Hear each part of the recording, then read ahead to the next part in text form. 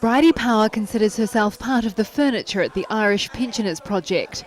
And they said to me, when you retire, you might like to come and help. I said, right. So I retired on the 31st of March, and I came here, I think, that week. 15 years later, the 78-year-old hasn't looked back. I like helping people. And another thing, if I was at home, I'd be bored stiff. BRIDIE Power and her friends are part of what's being called the new generation of pensioners.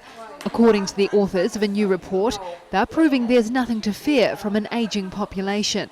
If people are saying, because of population ageing, the welfare state in the future isn't going to be able to afford to do the kind of things it does today, are mistaken.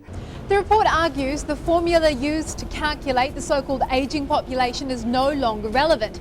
It says people over the age of 65 are now fitter and healthier than they've ever been and are still very much contributing to society. Right now, ageing population is calculated by taking the number of people over 65 and dividing that by the number of people aged between 16 and 64. But the report's author says that formula is too simplistic. They take a fairly arbitrary cut-off point. They just say everybody who's 65 or older will count as old. It doesn't really make sense to have a fixed age cut-off. You're better to say, well, let's count everybody who's got a certain amount of time left to live. John McInnes says with adjustments, the welfare system will do just fine. But not everyone agrees. A select committee set up earlier this year to assess the UK's changing demographics found the government is alarmingly ill-prepared.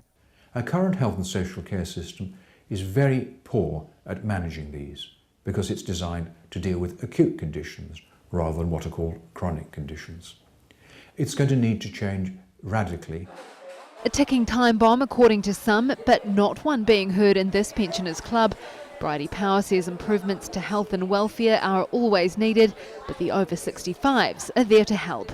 Vinnell, Jazeera, London.